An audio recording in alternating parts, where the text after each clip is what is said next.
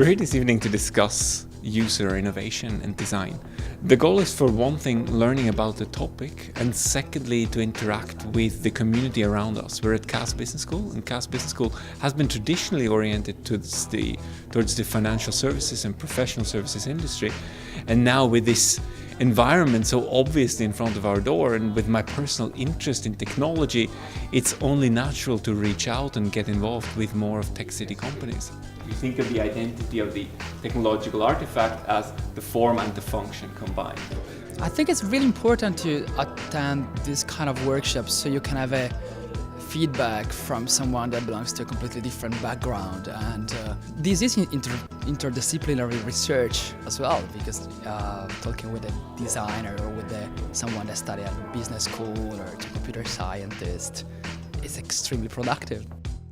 But this is not about advertising a finished product. This is more about exposing ideas, exposing early work, exposing work in progress, new technologies. And for a researcher, at the opposite, it's good to see how professionals interpret what is said and what we can integrate it and embed both in our conception of innovation. If you use the same game, you will discover things in the game that maybe even frequent gamers haven't come across, and they say, who knows what could be developed if we kind of forget about what the user wants, but actually just play around with stuff. The users, to me, but as David quite rightly pointed out, no, they weren't the users. They were part of the process of producing this thing.